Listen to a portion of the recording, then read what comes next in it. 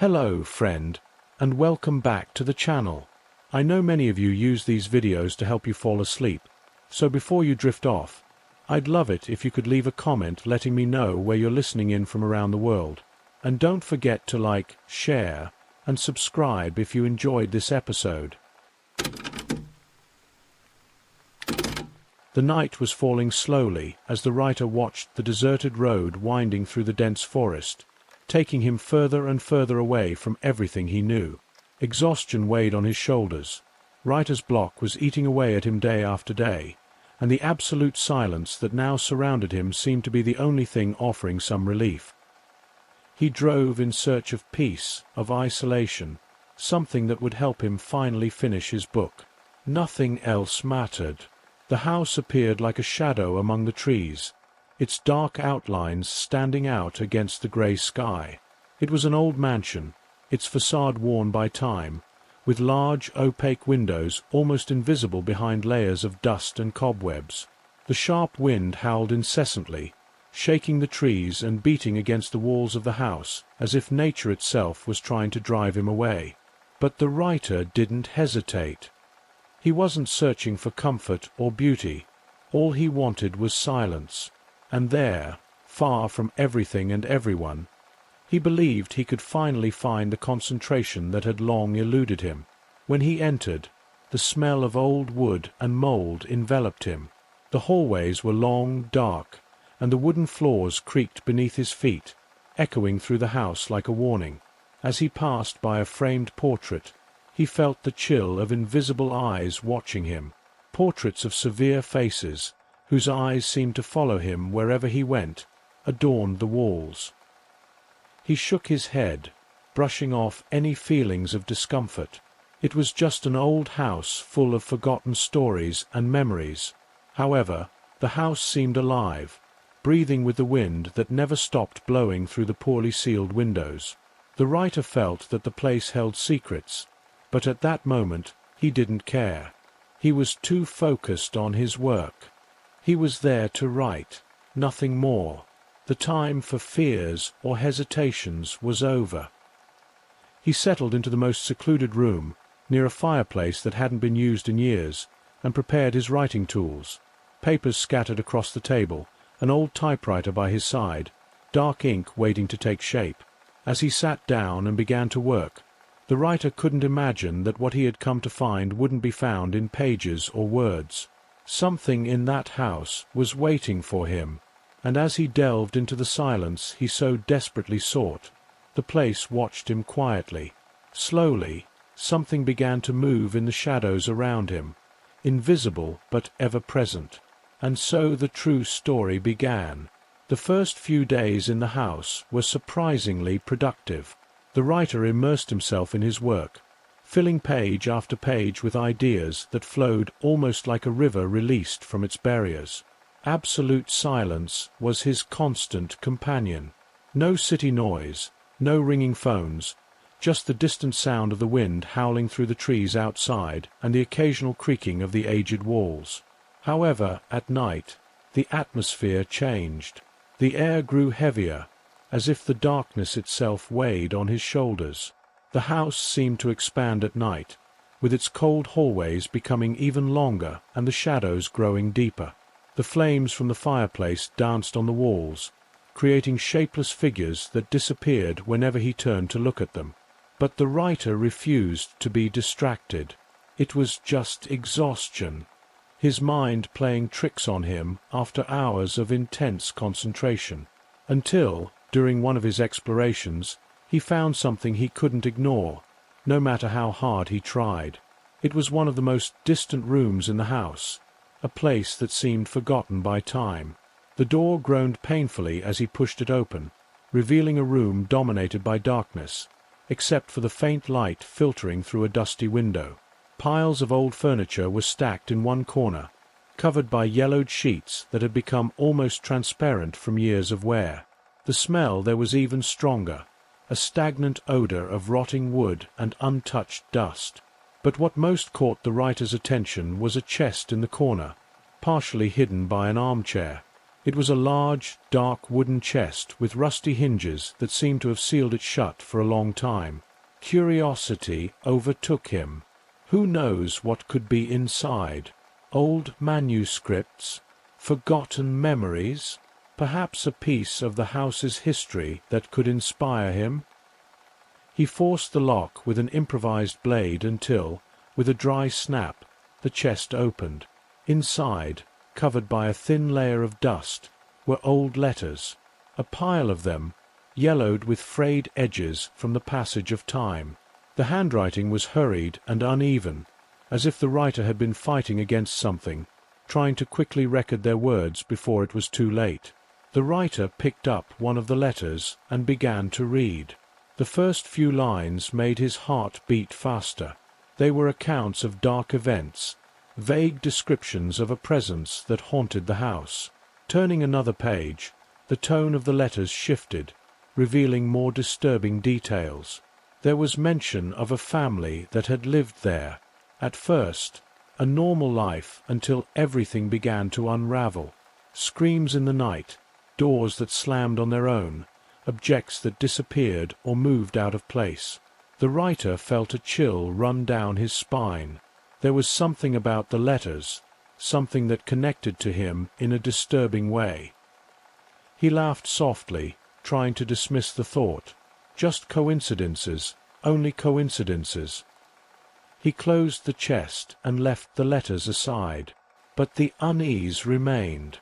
As he returned to his work, something stirred at the back of his mind, something he couldn't ignore.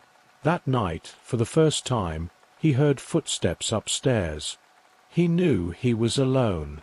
The sound of footsteps echoed from upstairs, a slow and deliberate rhythm that made the writer's heart race. He froze for a moment, his fingers hovering over the typewriter keys. The house was empty. He was sure of it. The wind outside was strong, but not strong enough to simulate something so clear, so human. He tried to convince himself it was just exhaustion. The long hours of work and the unsettling letters were likely messing with his perception. He stood up, intending to investigate. The stairs creaked under his feet, and the dense silence seemed to stretch, as if the house itself was holding its breath. When he reached the upper floor, the hallway was empty. No sign of movement, nothing out of place, except a door he was sure had been closed was now slightly ajar.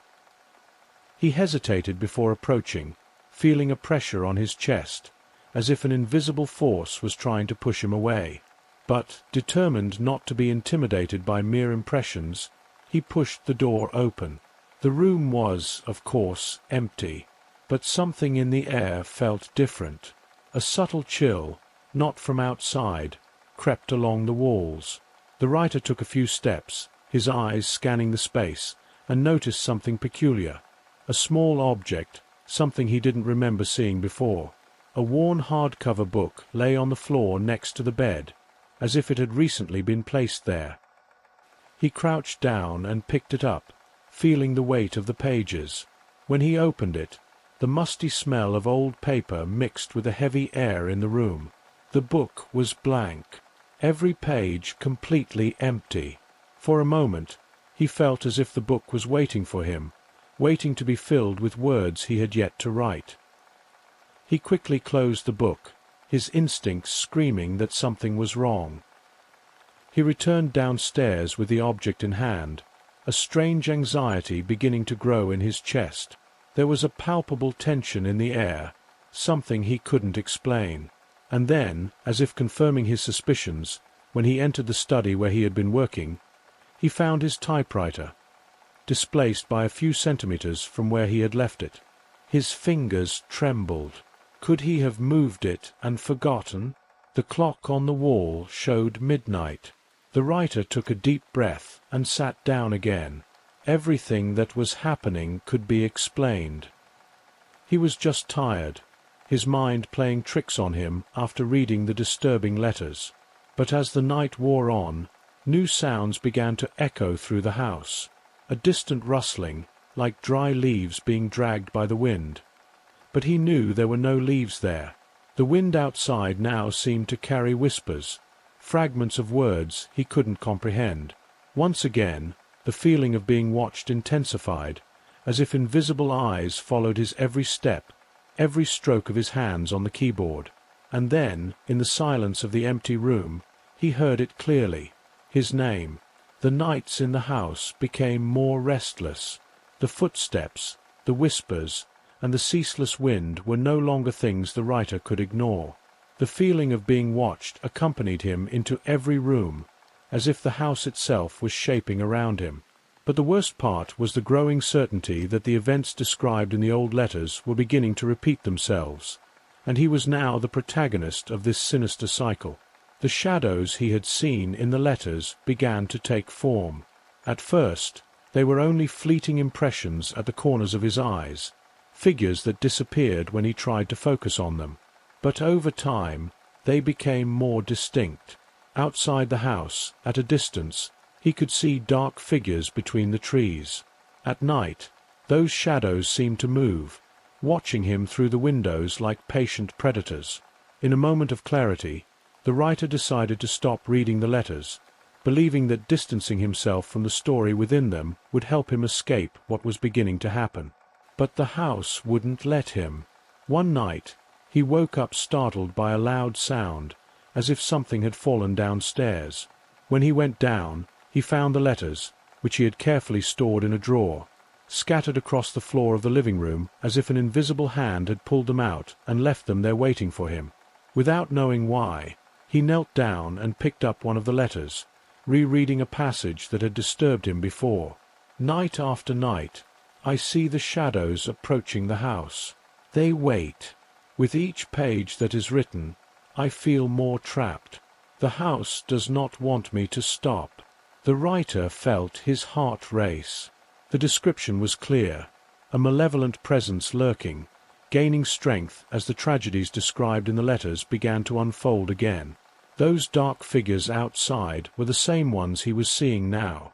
The curse was unraveling before his eyes, a horror story repeating itself with every new victim who dared enter the house and read the damned letters. One night, as he struggled to stay awake, he felt something different.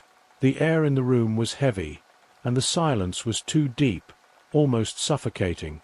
The door he swore he had locked was slightly ajar, and from there came a slow breath, as if someone was waiting on the other side. He remained paralyzed, his heart pounding in his chest. Then a voice whispered from somewhere within the house, but this time it wasn't the wind.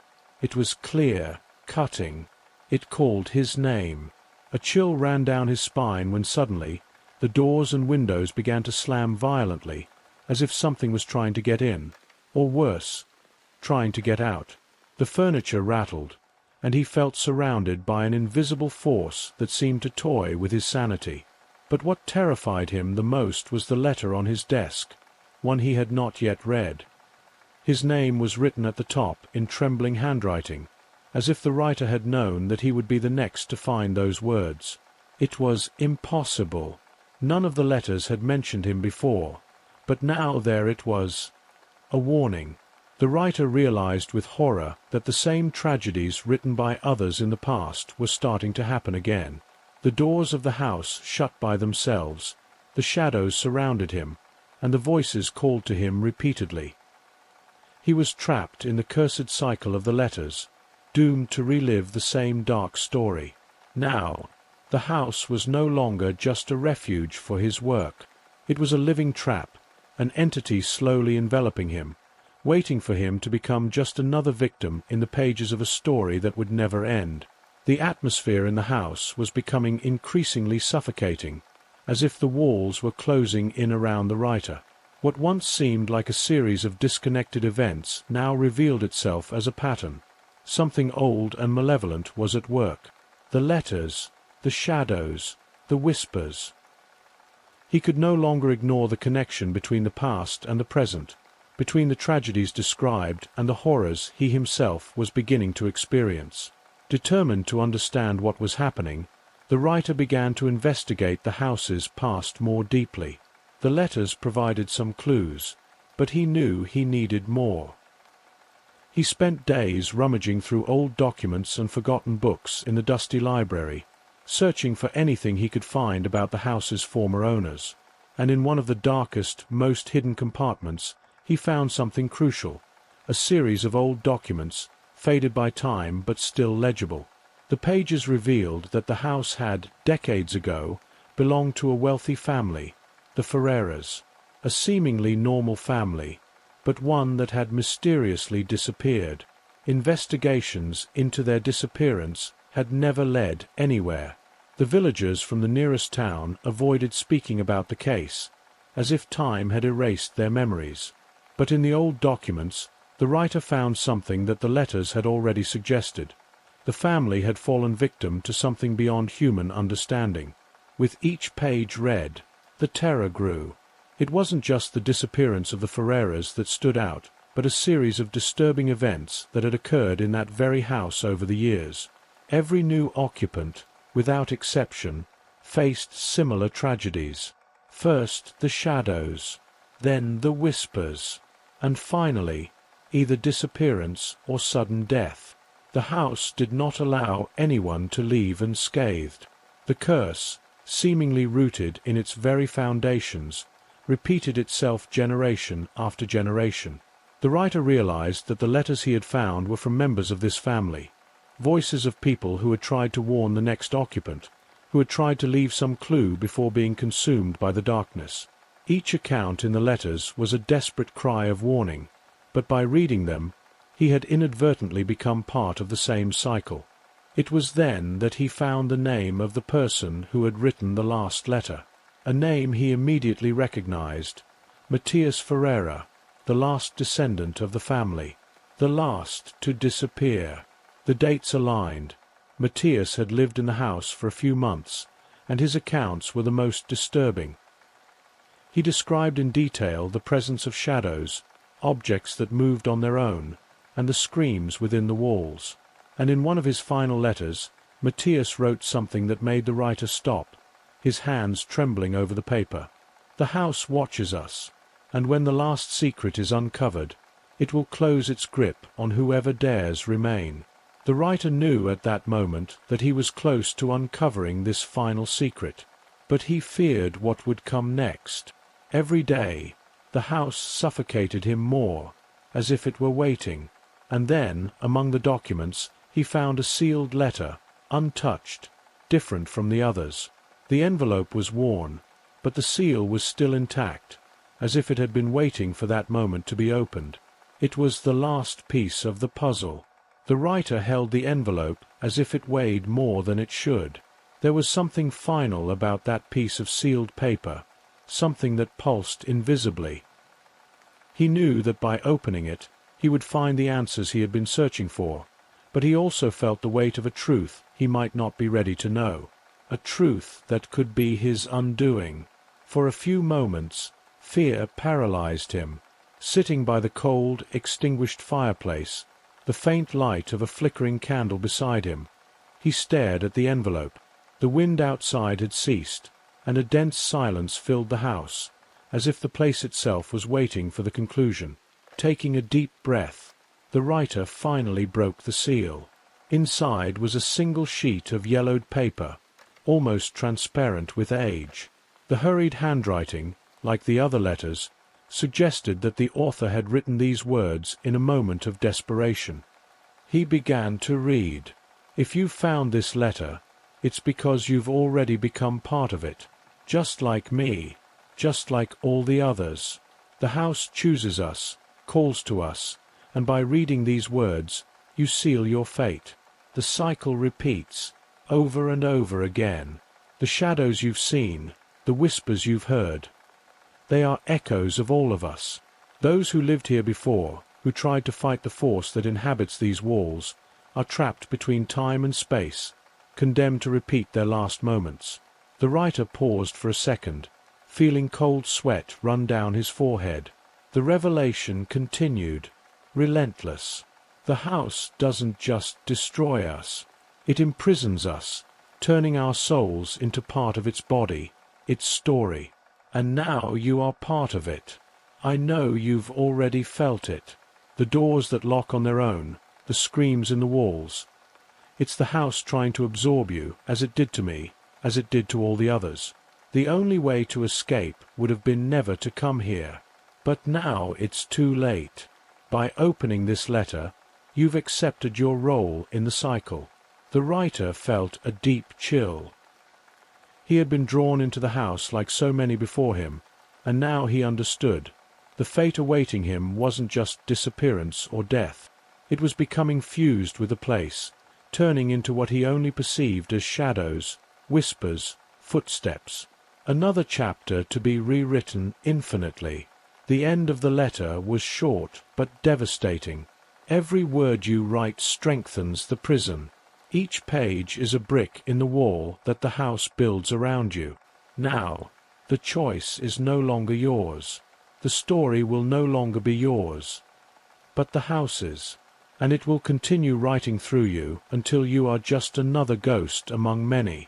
As he finished reading, the writer let the letter fall from his hands, his chest tight with the revelation. The last envelope held the darkest truth of all. In trying to create his own story, he had fallen into the house's grasp. It was shaping him, page by page, until he became part of the eternal cycle. He looked around, feeling the oppression intensify, the air growing heavier with every second. The shadows that had once been distant now seemed closer, as if they were entering the room, slowly enveloping him. The house was no longer just a place. It was a living, pulsating entity that was devouring him bit by bit. And he, like all those before him, was doomed to disappear, to become just another voice lost among the walls, waiting for the next one to fall into the trap. The writer felt the weight of the revelation dragging his mind into a whirlwind of despair. The house had ensnared him from the very beginning, and now that he knew the truth, his perception of reality was starting to distort before his eyes. Every corner of the house, every shadow cast by the flickering candles seemed alive, pulsing like a conscious entity. The sinister presence within the walls was no longer a vague feeling. It was an inescapable certainty. He was trapped. He resolved to fight, to find a way to escape. He grabbed the letters and threw them into the fireplace, the flames crackling as they consumed the yellowed paper, while he watched the fire devour what seemed to him to be the source of the evil. But even after burning everything, when he turned around, the letters were there again, scattered across the table, untouched as if they had never been burned. Panic began to take over his mind. He tried to destroy the furniture, burn more things, tear down the curtains, all in a frenzy to break the house's influence. But as he destroyed the environment around him, the objects returned whole and unchanged. It was as if the house was toying with him, keeping him in an invisible prison where destruction simply didn't exist. Days and nights began to blur together. Time, which had once seemed to follow its normal course, became a constant blur. The writer no longer knew how many hours or days had passed. Sometimes it felt as though the night lasted weeks. Other times, daylight seemed to come and go in the blink of an eye. The house was defying the laws of reality, bending time and space to its will. One night, he found himself standing in front of an old mirror in the hallway. The reflection staring back at him looked wrong. It wasn't just him, but several versions of himself, faded like overlapping shadows, repeated infinitely. His reflections flickered, moved erratically, as if they were trying to escape that mirror, or perhaps he was the one trying to flee his inevitable fate. He saw his own eyes, but something else was looking back, something that was no longer fully him. And then the screams began. At first, they were muffled, as if coming from far away in the depths of the house.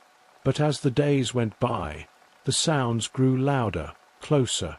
They seemed to come from the walls, the ceiling, the floor, voices that fused into an endless wail, all calling out to him, beckoning him to join them. He covered his ears, tried to block out the sounds, but it was impossible. The voices were relentless, echoing inside his own mind. They were the ones who came before him, those who had written the letters, those who had tried to escape but failed.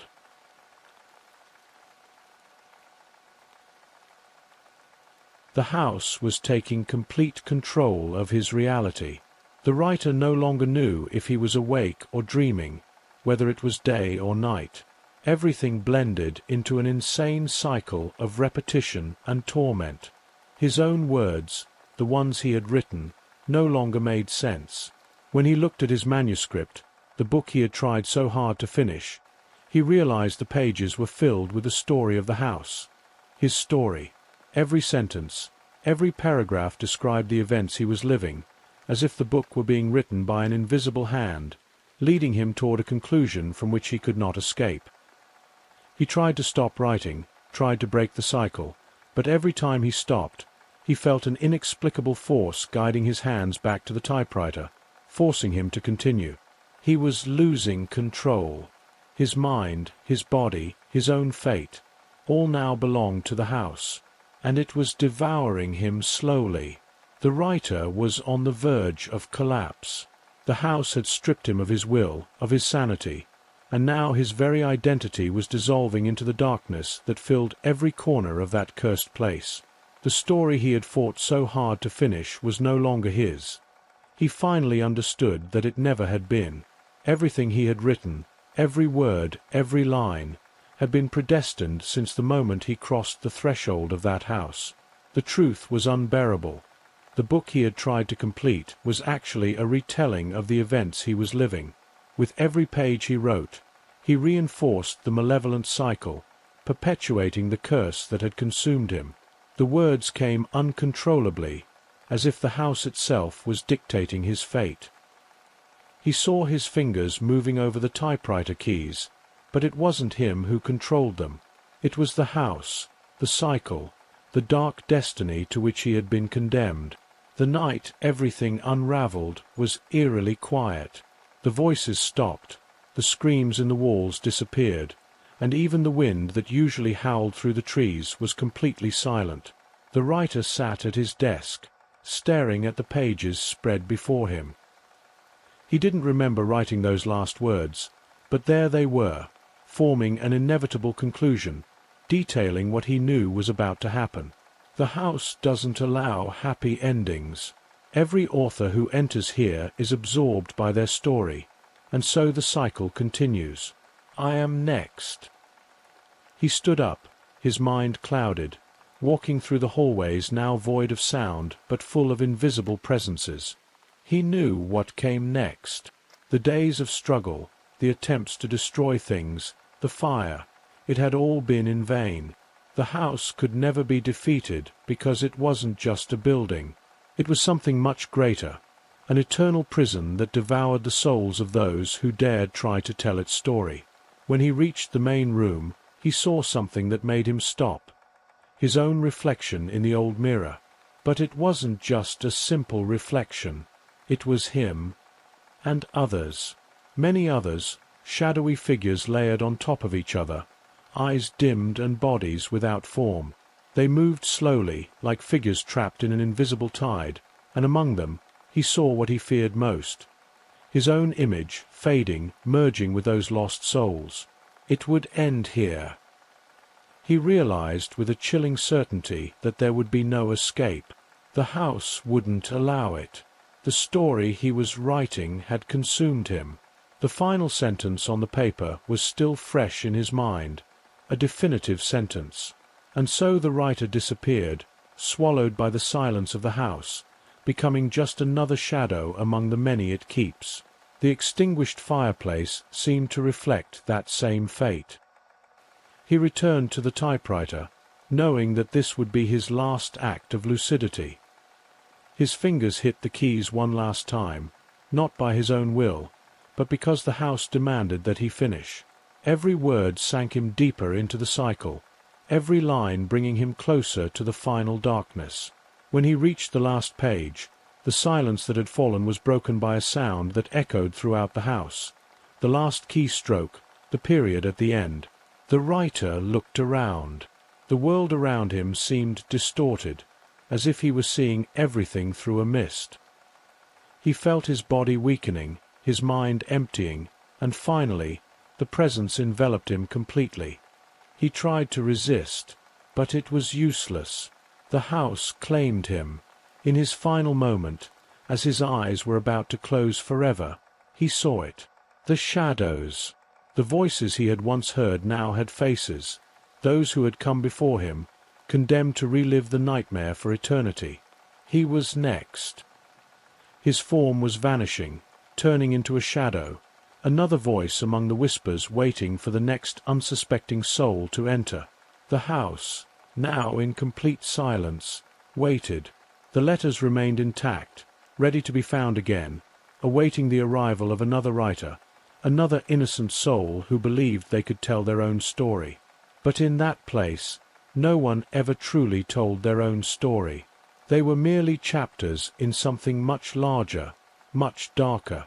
The house, alive and conscious, would continue its cycle, and the writer, now just another shadow, another whisper within the walls, was lost forever. Like so many before him, he had become just another part of the eternal echo of horror that filled that prison. Night was falling fast when the young psychologist finally caught sight of the house through the dense fog covering the road. Her headlights illuminated the outline of the old building, hidden among twisted trees that seemed to whisper secrets to the wind. It was the kind of house that drew attention with its solemn grandeur, a mix of charm and decay, which seemed alive in its quiet stillness. As she parked the car and gazed at the imposing facade, a strange sensation enveloped her. It wasn't exactly fear, but a growing uneasiness. There was something about the way the house stood amidst the forest, as if it were lurking, silently watching. Upon entering, the psychologist was greeted by the smell of old wood and the muffled sound of footsteps echoing through the empty corridors. The silence was thick, almost palpable, as though the place kept its own secrets. Settling into the room that had been reserved for her, she tried to ignore the growing discomfort and prepare for the night ahead. As she lay down, the weight of the travel days finally caught up with her, and despite everything, she fell asleep quickly.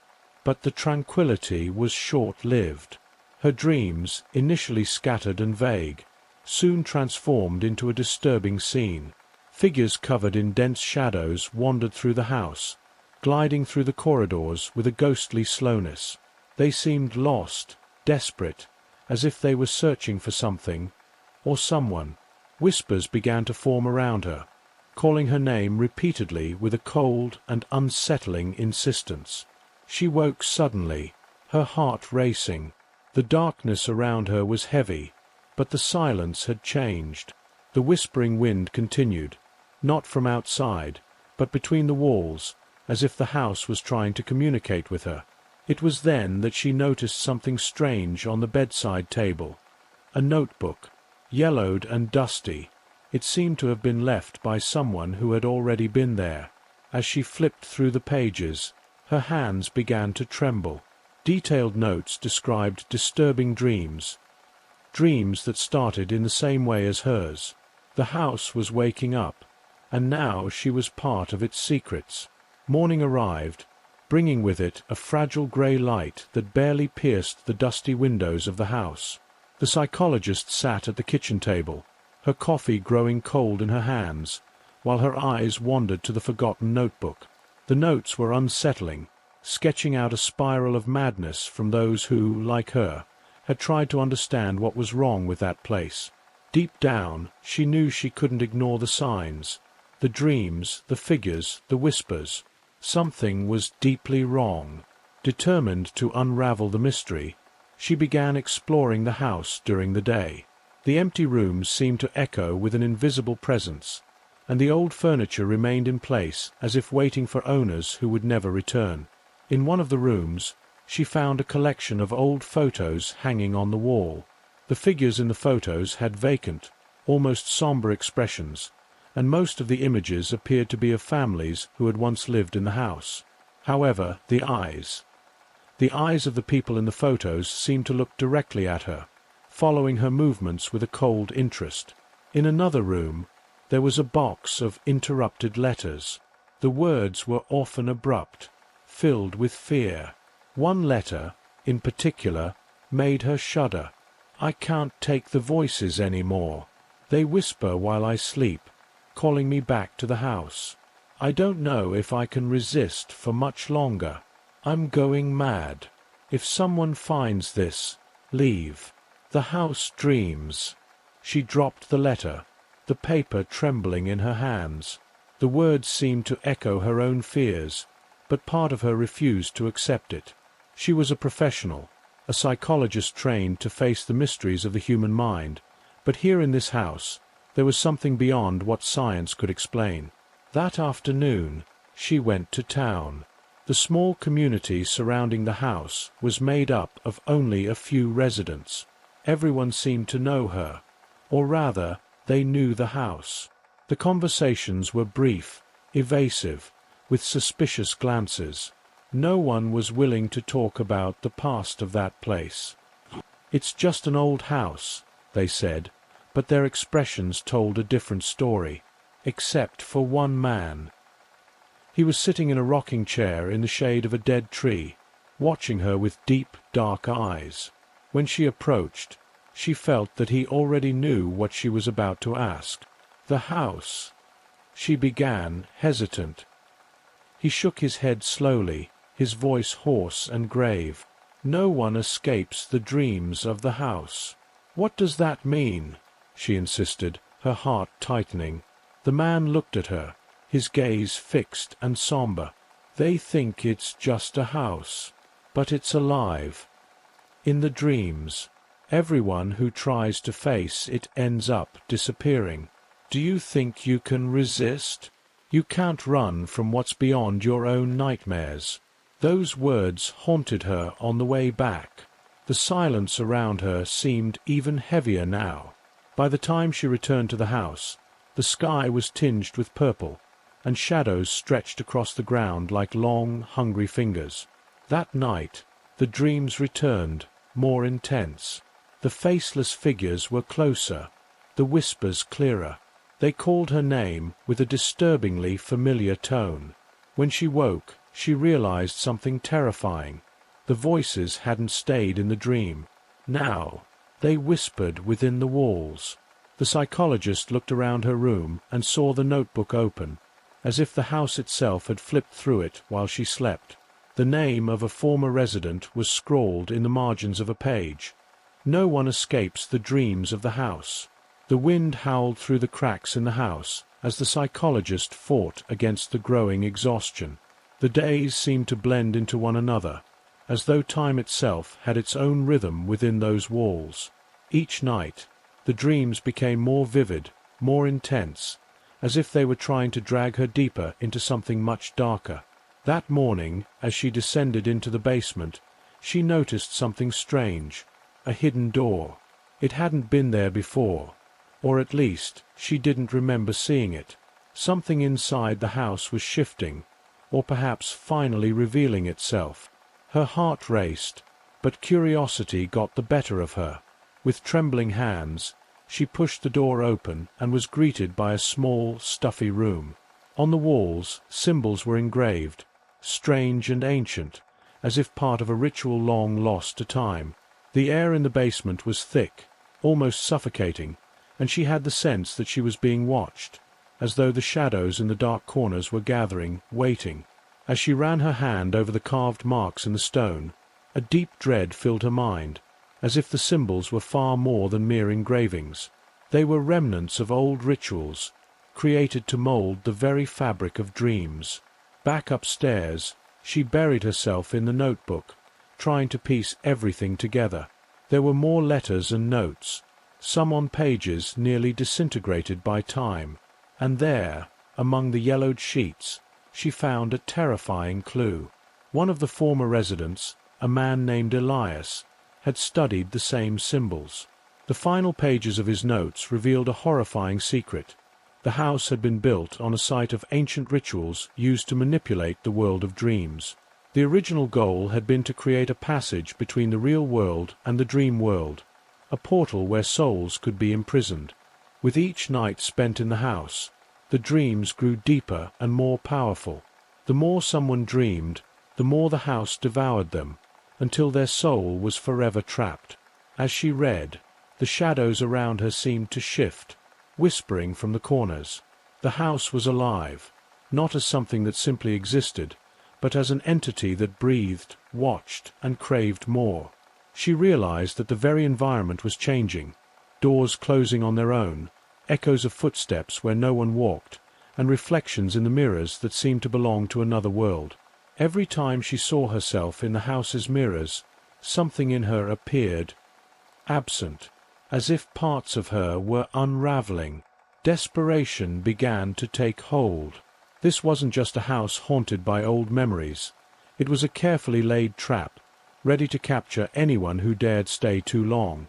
And she was falling right into it, just like the others before her. The notebook now seemed to pulse with a life of its own. Elias' words echoed in her mind. The more you dream, the more the house consumes you. Knowing that time was against her, the psychologist decided she needed to learn more about the symbols in the basement and the rituals that somehow connected the nightmares with the house. She would have to confront the origin of this evil, or be consumed by it. The house seemed to delight in her silent agony, each muffled sound like a new sigh of growing hunger. The nights had become torture. Every time the psychologist closed her eyes, she was sucked into an abyss of increasingly grotesque nightmares. There was no longer any rest. In her dreams, the house's corridors stretched on endlessly, oppressive, with doors multiplying but never leading anywhere except back to the starting point. The most terrifying thing, however, was the constant presence of the faceless figures, now pursuing her with more determination, their skeletal hands reaching out to pull her into the walls. She began waking up in different parts of the house, with no memory of how she got there. Once, she woke up sitting on the basement floor, her fingers covered in dust and her head throbbing, as if something had been ripped from her mind. On another occasion, she found herself standing before an old mirror in the corridor, her reflection distorted, her eyes dark and deep like bottomless pits. The sensation of losing control over her own reality was terrifying. That night, the missing residents finally visited her in her dreams, their silhouettes translucent, in fragments, as though time itself had eroded them. They couldn't speak clearly. Their voices were distant, but she could feel the panic in their frantic gestures. They tried to warn her, pleading for her to leave, but their words were a vague buzzing, like an echo from another world. One of them, a woman with disheveled hair and empty eyes, approached her. When she touched the psychologist, a piercing cold sliced through her body. "She won't let you go." "The house," the voice was a faint whisper. "You already belong to her." She woke with a start, cold sweat running down her skin. The house now seemed almost like a living organism around her. The walls whispered her name. The floor creaked with invisible footsteps. It was as if the house was moving, rearranging itself to toy with her sanity. She realized something had changed. The dreams were no longer confined to her sleep. They were spilling into her waking life, distorting her perception of reality. The memories of who she was and what she had experienced before the house were starting to fade, like pages being torn one by one from a book. What scared her the most was time. She could no longer tell how many days had passed since her arrival. Everything was a blur. The clock in the main room had stopped working, frozen at a time she couldn't identify. And the notebook, that damned notebook, now seemed incomplete. Pages she was certain she had read were blank, as if the house itself were erasing the clues. She felt as though she were trapped in limbo, in an indistinguishable cycle of dream and wakefulness. The shadows were thicker, almost physical, and the constant feeling of being watched had intensified. Every time she walked through the corridors, she had the impression that something was right behind her, ready to grab her and pull her into the darkness. That afternoon, while examining the basement once more, the truth hit her like a hammer. The house wasn't just affecting her dreams, It was stealing her very identity, piece by piece. Each dream was a trap, a snare pulling her deeper into the grasp of that cursed place. The voices, once whispers, now echoed with greater clarity, mocking her efforts to resist, and in a moment of pure anguish, she found herself staring at one of the basement mirrors. The image reflected wasn't her own. It was a shadow, a vague silhouette without a face, just like the figures that haunted her in her dreams. She could no longer distinguish between what was a dream and what was reality. She was being sucked into the house, and she knew that if she didn't find a way to escape soon, she would become just another faceless soul, wandering the corridors of the house for eternity, trapped in the nightmares. Time was running out. That night, the storm came as a dark omen of what was to come. The rain pounded against the windows, the wind howled, and thunder echoed through the house as if the very foundations were groaning in agony.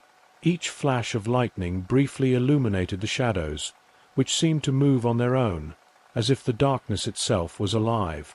The psychologist, now on the verge of collapse, could barely distinguish between what was real and what was a dream.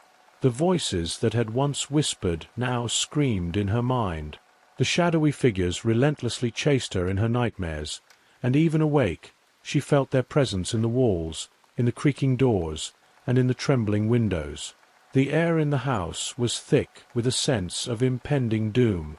It was then, at the height of her exhaustion, that she stumbled upon the diary. It was hidden between the beams of a basement wall, as if the house's builder had concealed it there, waiting for someone to find it. The pages were almost crumbling, but what was written in them was too terrible to be forgotten. The builder, a man named Willem Kraus, had written in his final words, "I wanted to cheat death. I wanted immortality, power over fate. But I created a nightmare." The diary described how he had constructed the house on land that, according to ancient legends, was a portal to the world of dreams. But what he didn't know, or perhaps willfully ignored in his obsession, was that this portal was never meant to be opened. The ancient rituals carved into the stones of the basement were meant to contain the forces that inhabited the other side, forces that should never cross into the world of the living. Kraus's objective was simple: to use the house's power to live beyond death, imprisoning the souls of those who slept within its walls so they would never disturb him. But at some point, something went wrong. The diary recounted how he began to experience disturbing dreams, similar to those that now haunted the psychologist. And then Kraus disappeared, swallowed by his own creation. The house is hungry. It devours those who dare dream inside it. One by one, the residents disappear. These final words trembled on the page, hastily scribbled in fear. The builder had realized too late what he had unleashed, and now the psychologist was following the same path. The house had become a prison of nightmares. No matter how much she tried to fight or resist, each night pulled her deeper. The cycle was relentless. The more she dreamed, the more the house consumed her, erasing her memories, her identity, until there would be nothing left but a shadow wandering the endless halls, just like all the others who had disappeared before her. With the diary in hand, she knew the end was near. Her time was running out quickly. If she didn't break the house's link to her dreams, she would be the next to vanish, like all those before her. And then, in a moment of clarity, she saw the solution. At the center of all the rituals and symbols, there was an object, something that anchored the house's power, keeping the connection between the real world and the dream world alive. The diary mentioned a key symbol, a focal point of the energy that permeated the house, buried deep in the basement among the symbols and carvings that seemed to tell a story of ancient horror. With one final breath of determination, she prepared herself. She knew that tonight would be her only chance. If she failed, she would lose everything, and the house would be satisfied, ready to feast on another soul. She descended into the basement with a flashlight, the light trembling across the walls marked with strange symbols. The sensation of being watched grew with every step, and the shadows seemed to dance around her. Finding the center of the carvings, she dug frantically with her hands until her fingers touched something hard and cold. It was a stone engraved with the symbol she had seen in her dreams, a symbol that pulsed faintly, as if it were alive. At that moment, she knew this was the heart of the house, the key to breaking the cycle. The stone pulsed in her hands, cold and heavy, as though it was alive with the energy of the house itself. It bore the symbol she had seen in her nightmares, engraved with eerie precision. With each passing second, the feeling of being watched intensified. The shadows on the walls flickered like ravenous entities, eager for the moment she would fail and be devoured. But she couldn't afford to hesitate. The psychologist knew this was the decisive moment. She sat on the basement floor, taking deep breaths in an attempt to steady her mind. If she wanted to destroy the house's link to her dreams, she would have to face it directly in the only place where its power was absolute, the world of dreams. She needed to plunge into the darkness, confront the trapped souls, and find a way to sever the connection that anchored the house between the worlds. Closing her eyes, she gripped the stone tightly and allowed herself to sink into sleep, feeling the real world fade away around her. When she opened her eyes again, she was in a place that felt unfamiliar, yet she knew it too well. The basement was there, but distorted, stretched into an endless labyrinth of shadows. The air was thick with murmurs and whispers, as if thousands of voices were imprisoned in the walls, waiting to be freed. She moved forward, and as she walked, the shadows around her began to take shape. Faceless, skeletal figures emerged from the walls, crawling toward her. Their hands reached out but never touched. They only watched, their whispers echoing with infinite sadness. These were the lost souls, the former residents of the house, all trapped in an eternal cycle of nightmares.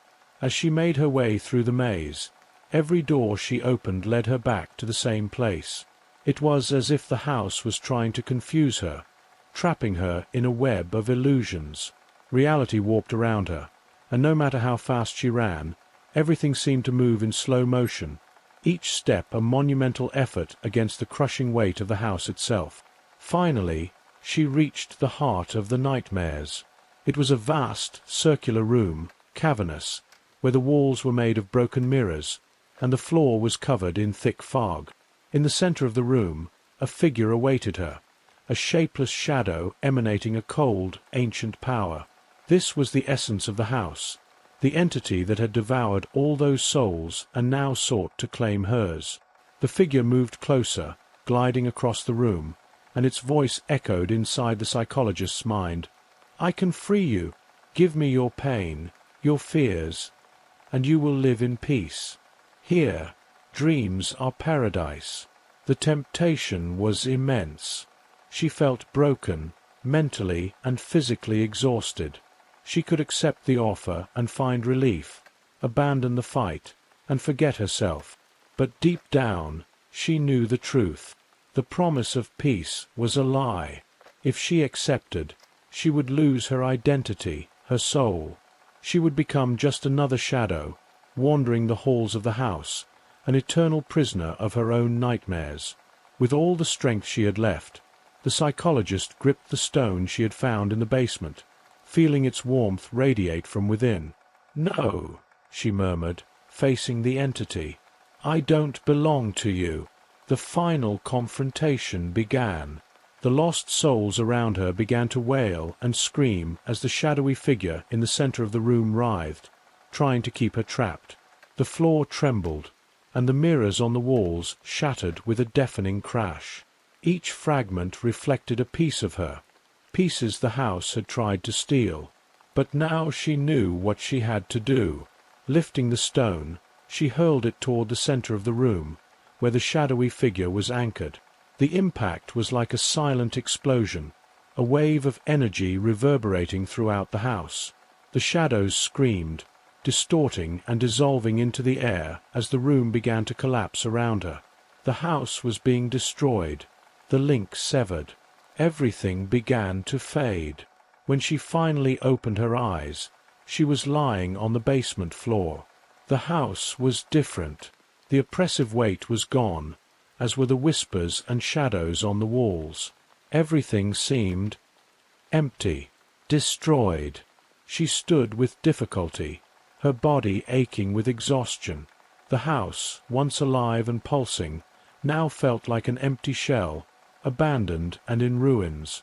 The walls were cracked, the floor covered in dust, and the broken windows let in the cold morning wind. Stumbling to the nearest mirror, she looked at her reflection. But what she saw wasn't the woman she knew. The reflection was just a shadow, a vague, indistinct blur without clear contours. She touched the glass, feeling a wave of growing despair. The house had been destroyed, but part of her was still trapped in the dream world. Something inside her had been consumed forever. She was now just a shadow of what she once was, a vague figure, incomplete. With slow steps, she left the house, walking through the mist of the forest. She no longer knew who she was or what she was looking for. All she knew was that she was running from something she could never leave behind. The house was left behind, a forgotten ruin, its walls carrying the echoes of the souls it once imprisoned. Despite its destruction, it remained silent, as if merely resting, patiently waiting for its next victim. The psychologist, now just a shadow of her former self, wandered aimlessly, without memory of her past, like a lost recollection trapped in the depths of nightmares. The town, meanwhile, whispered about a new resident in the house. The cycle was far from over. The early morning light filters through the trees, casting long shadows across the dew-covered grass. The park is still, serene, a sanctuary untouched by the chaos of the outside world. It's the kind of place that begs to be captured, its beauty fleeting, fragile. And there, standing on the path, is a photographer, adjusting the lens of his camera. He's been coming here for months, drawn to the tranquility, the perfect light. With each click of the shutter, he immortalizes the stillness, the way the sun peeks through the branches, the mist that clings to the lake's surface. He moves quietly, unnoticed by the few early joggers or the occasional dog walker. In his solitude, the world around him feels pure, undisturbed. His camera clicks rhythmically, capturing moments only he seems to see. The images, sharp, vivid, are his way of holding onto the fleeting beauty of the park. It's his routine, his sanctuary, and it never fails to inspire. But today something feels off. As he scrolls through the photos on his camera, something catches his eye. There, in the background of one of the shots, stands a figure, a man. His heart skips a beat. He doesn't remember seeing anyone there. He zooms in, but the figure is blurry, almost like a shadow, too distant to make out clearly. He dismisses it, chalking it up to a trick of the light. After all, it's just a picture, just a figure in the background, right? He moves on, continuing to snap photos of the peaceful morning, but the nagging thought remains. Who was that?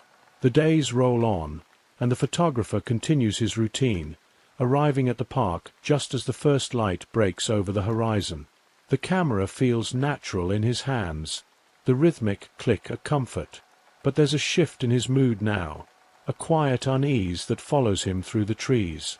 It started small, a fleeting worry brushed aside, but it's growing harder to ignore.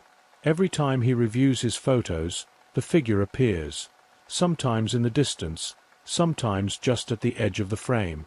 Always watching, always there. At first, he tells himself it's coincidence. Maybe the man is a regular visitor, someone harmless who enjoys the quiet as much as he does. But deep down, that explanation feels too simple, too easy. He would have noticed him by now, wouldn't he? Seen him out of the corner of his eye. But no, he only ever spots the man after the fact, hidden in the photos like a ghost. The unease begins to follow him, even outside the park. At night, in the quiet of his apartment, he scrolls through his photos again, staring at the shadowy figure. He tries to zoom in, sharpen the details, but the man remains elusive, a smudge on the edge of reality. The thought of him begins to creep into the photographer's mind, lingering in moments of silence, an itch he can't quite scratch. His trips to the park become less peaceful. Where once there was serenity, now there's tension. He finds himself glancing over his shoulder, pausing before each shot to scan the area. But no matter how hard he looks, the man is never there when the shutter clicks. Only later, when the images are developed, does he appear again, dark, distant, watching. The photographer's curiosity is slowly turning into something else, something darker, closer to fear. The park no longer feels like a refuge. It feels like a trap, and the photographer wonders if the man knows something he doesn't. The photographer's nights grow restless, haunted by the lingering presence of the man in his photos. He can't shake the feeling that something is terribly wrong, that the figure is more than just a passing stranger. The same questions echo in his mind. Why can't I see him in person? Why only in the photos? His curiosity festers into obsession, and he begins to investigate. He starts at the local library, combing through old newspapers and archives. The park, it turns out, has a history, one that most people don't talk about. The deeper he digs, the more he uncovers a troubling pattern. Over the past few decades, people have gone missing near the park. The disappearances are scattered across time, easy to dismiss individually, but when placed together, they form a disturbing timeline. Each person vanished without a trace, and all were last seen near the park's boundaries. As he continues his research, he comes across unsettling rumors, stories passed down quietly, never making headlines. There are whispers of a strange figure seen in the park just before each disappearance, a man standing at a distance, always just out of reach. The descriptions match the shadowy figure in his photos too well to ignore. Could this man be connected to the missing people? Late one night, he uncovers an old article, decades old, about a photographer who disappeared under strange circumstances. In the photo accompanying the article, the photographer freezes. It shows the missing photographer's last known picture, a grainy, black and white shot of the park. In the background, there's a figure, a man, the same man. The discovery sends a chill down his spine. He knows now that this isn't just a coincidence. There's something sinister at play, and the man in the photos is more than just a figure. He's a part of the park, tied to its darkness, its secrets. The photographer can feel it, a pull, drawing him deeper into the mystery, into the danger. And as much as he wants to walk away, he can't. Not now. He has to know who this man is, and more importantly, why he keeps appearing. The weight of what he's uncovered presses down on him, but the photographer can't stop now. The truth is too close. He begins preparing for a final confrontation with the man, determined to capture him in more than just the periphery of his photos. He arms himself with his best camera equipment, motion sensors, and a tripod. This time, he's not just there to photograph nature. He's there to find the man, to force him into the open. He returns to the park at dusk, when the fading light casts long, eerie shadows, and the park is mostly deserted. The air is heavy, thick with anticipation, and every rustle of leaves feels like a warning. His heart pounds as he sets up his gear, placing his camera on a tripod and positioning it toward the spot where the man most often appears in his photos. The park feels different now. Darker, colder. The trees seem to close in around him, and the familiar paths twist into something unfamiliar. He starts taking photos methodically, every click of the shutter reverberating in the unnerving silence. His eyes dart around, searching the shadows, but he sees nothing. Yet, that old feeling creeps in, the sense of being watched. His skin prickles. Then, in the distance, he spots something. A figure, just barely visible through the trees. His breath catches in his throat. It's him. The man. No longer a blurry shadow in the background, but standing there, watching. The photographer's hands tremble as he snaps a photo, the camera's flash illuminating the figure for a brief second. But when the light fades, the man is gone. He blinks, his heart racing, and looks through the lens again. Nothing. His mind races. Did he imagine it? He moves forward, cautiously, his steps crunching softly on the path. The figure reappears, closer this time, standing in the deepening shadows, almost tangible now. He shouts out, his voice shaking with fear and frustration. "Who are you? Why are you following me?" No answer. The man's expression is unreadable, his face obscured in the growing darkness. The photographer fumbles for his camera, snapping another shot. This time, the man doesn't vanish. He just stands there, still as stone. But something is wrong.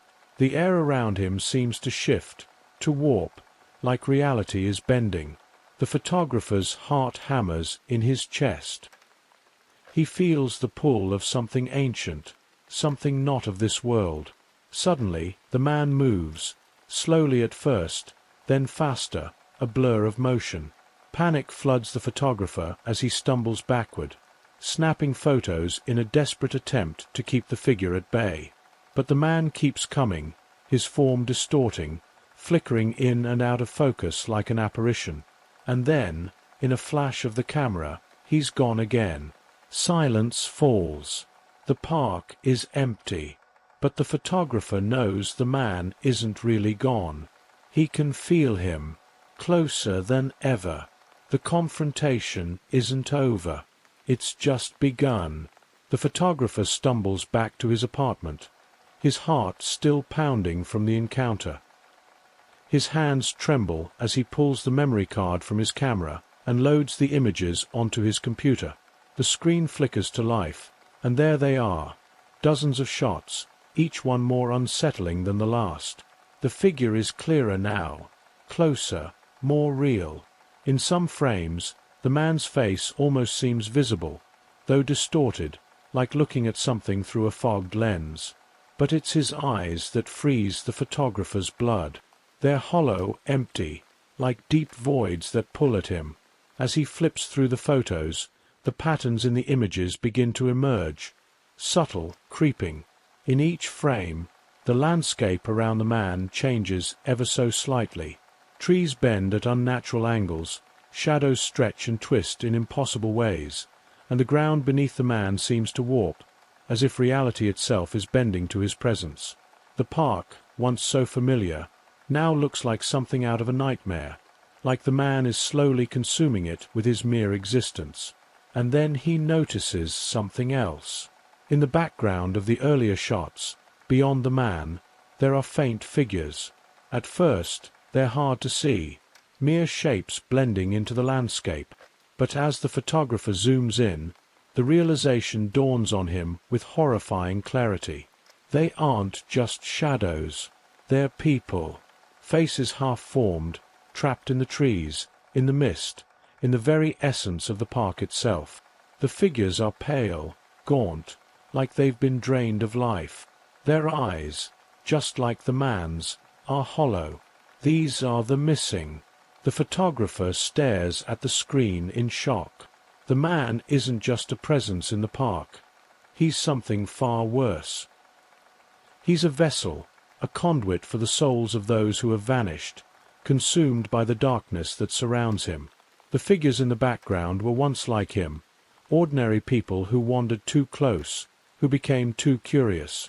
And now they're trapped, part of the landscape, part of the park's twisted reality. The photographer's chest tightens as the full weight of his discovery crashes down on him. The park isn't just a place. It's a trap, a prison for lost souls, and the man is its gatekeeper. But worse than that, he's the lure. Those who see him, those who capture him in photos, are drawn into the park's grasp. And now, the photographer knows he's next. Suddenly, he hears a soft rustling behind him. His heart stops. Slowly, he turns to face the window. There, standing on the street below, barely visible in the glow of the streetlights, is the man. He's closer than ever, his hollow eyes locked on the photographer's window. The truth is unveiled now. The man isn't just in the park. He's wherever the photographer goes. The photographer knows there's no escaping it now. The man's presence has breached the boundaries of the park, stepping into his life, his home. His every thought is consumed by the hollow-eyed figure, whose image haunts every reflection, every dark corner. Sleep is impossible.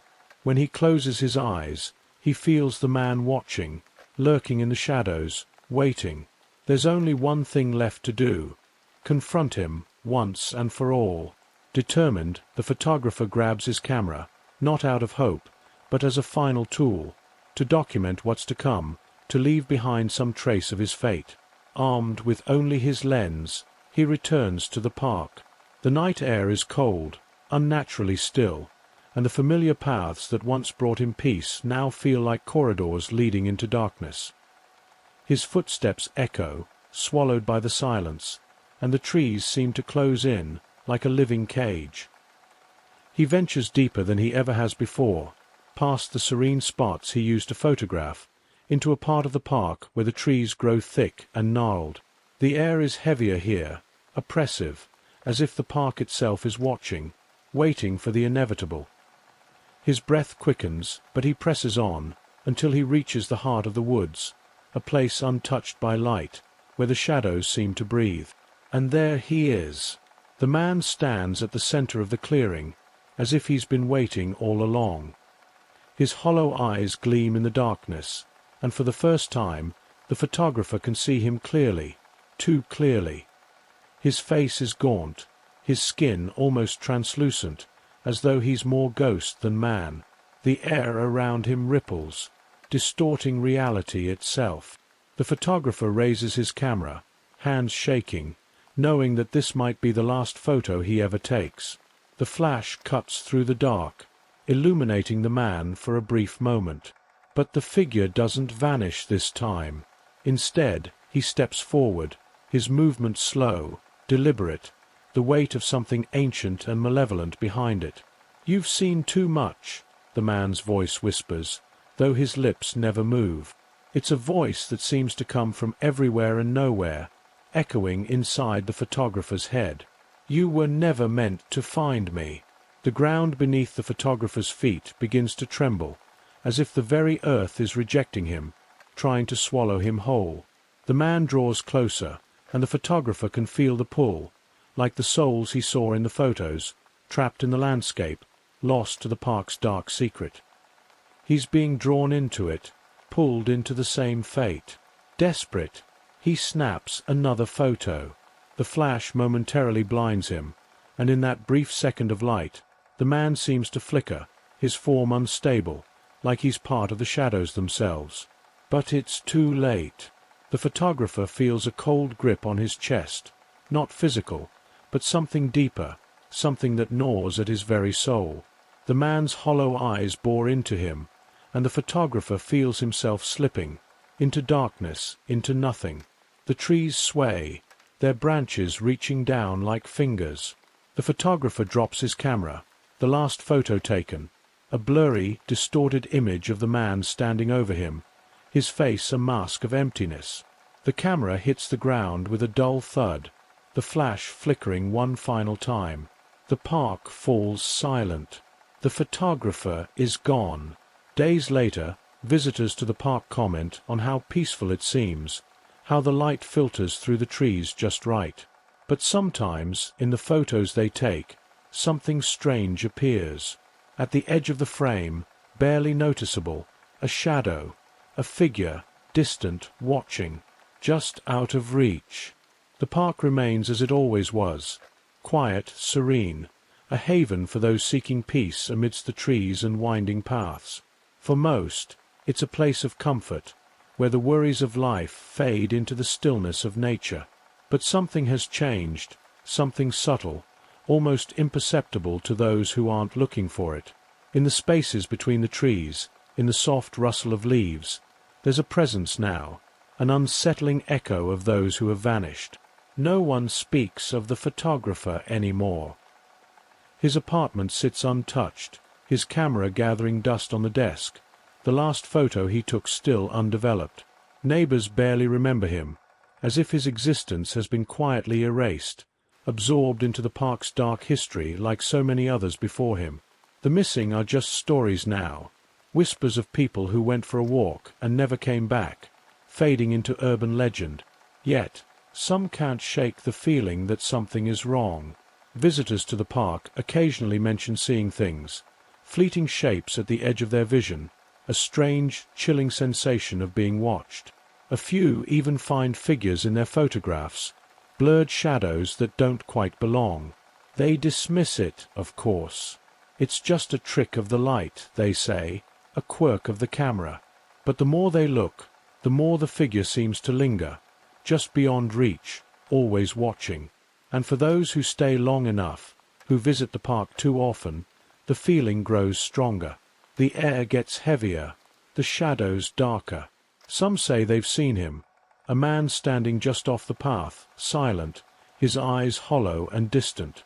No one approaches him. No one dares. But deep down they know. The park has claimed another, and the cycle continues.